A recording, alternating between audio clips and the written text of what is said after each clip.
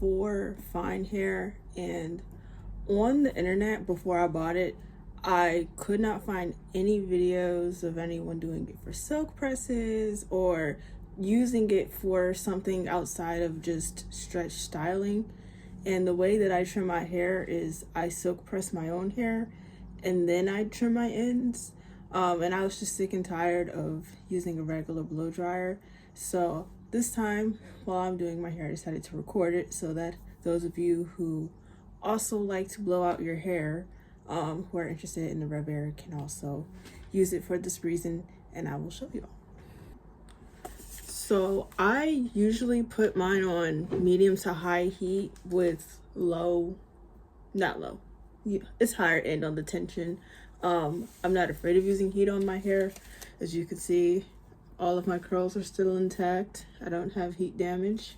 There's a lot of myths on the internet that if you use heat on your hair and you have curly hair, your hair is gonna just turn straight and fall out of your head. It's not true.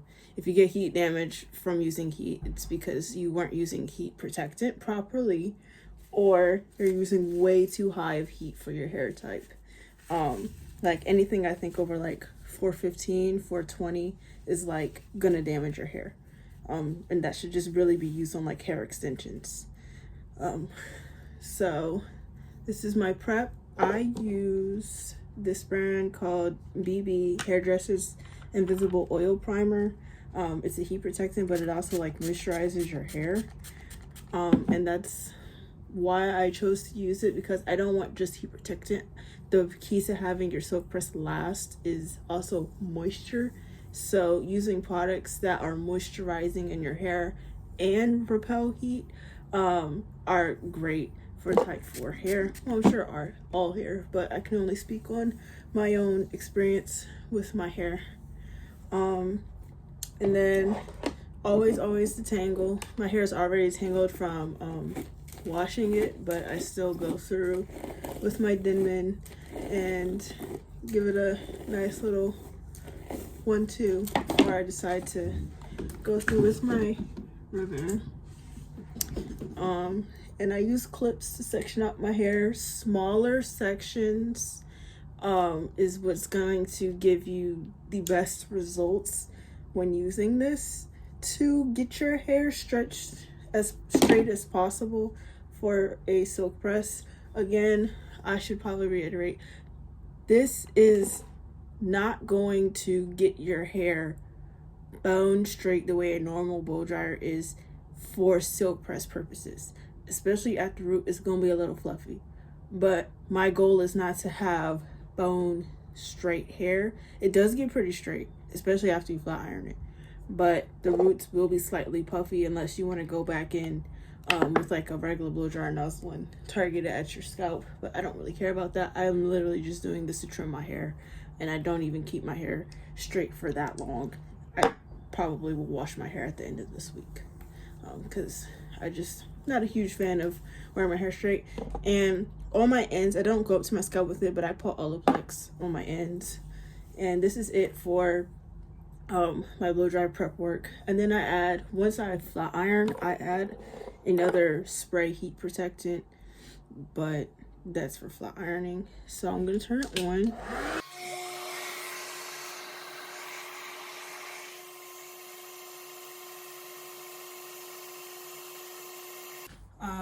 So now to run an errand, we bought a table and a little coffee table. We're gonna go pick it up from the furniture store, and then when I get back, I will flat iron my hair. But I'm gonna French braid it in the meantime, just to keep it all compact and also outlast the humidity outside before I put on my heat protecting spray for my flat iron.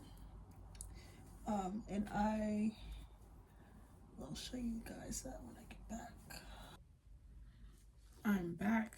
My hair shrunk a little bit since being out, but it's humid, it's May, and I live in the South, so I'm not really surprised. But I'm getting ready to flat iron my hair, and really the purpose of this video was just to show you that straightening your hair like doing a full silkpress blowout with a revair as possible, because that is what I do as my routine. But I'll still show you guys about the flat ironing part, because, you know, why not? So I use a Babyliss Pro Nano Titanium, and I have it set to 410.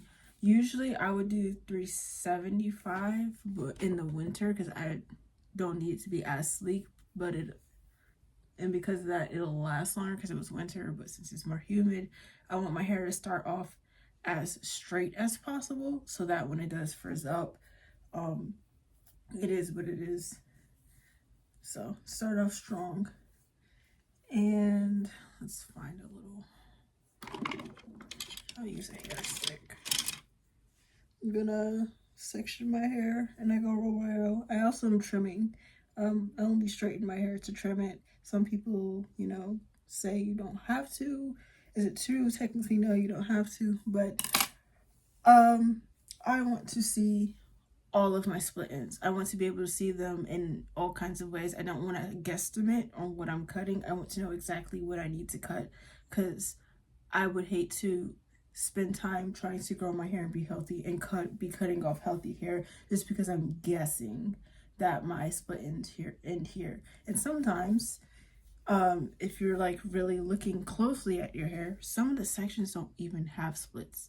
It's okay for not all of your hair to be the same length. The hair grows at different rates, and there's been plenty of mishaps I've had where I'm styling or like wearing a style with extensions and I'm trying to cut them out and I've accidentally cut some of my own hair. So just because some hairs are shorter than others doesn't automatically mean that those shorter hairs are breakage or are, you know, shedding or, you know, split. Like sometimes it's literally just they're shorter. And again, different parts of your hair grow at different rates. So the hair at your crown might be a little bit shorter than the hair at your nape, and it's fine. Which is why you should take your time and look at it and inspect your hair to make sure that what you're seeing is actual splits and not just different lengths. Because if you get too caught up in the cosmetics, sometimes you miss the actual health part, which helps in retaining length if you're not cutting off healthy hair that doesn't need to be cut off. So I am going to spray this entire section. I'm using the Chi Iron Guard. You can use any, I mean, when it comes to like just spray on heat protectant, I don't think there's a hierarchy to them. I think as long as it says it protects up to a certain temperature and you're going below that temperature, use it. And again, I'm brushing it through my hair, making sure product is evenly distributed. And I'm taking my hair stick and I'm just gonna section that bad boy off. Then just stick my hair stick in. Right. I opened up a window and grabbed a comb so I can chase my hair. All right. 2 passes max for it to be a 1 pass queen, but I don't think it's gonna do it this time since I was rushing kind of through my blow dry since we had something to pick up.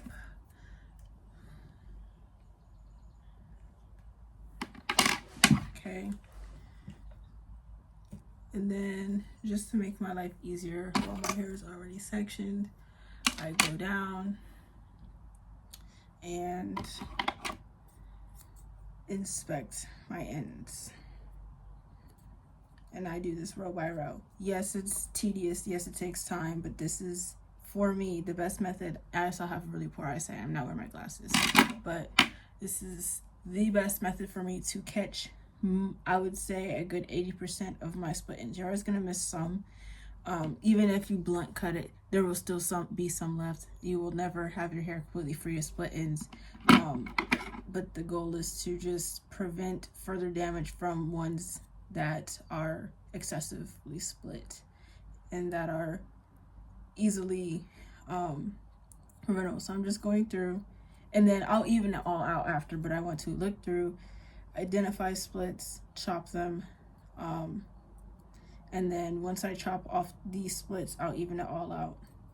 But there's been times in the past where I've done this, I go through a row, the row has no splits. I'm looking at it and all the hairs look fine. And then I'll just leave that row alone and even it out if it's a little uneven.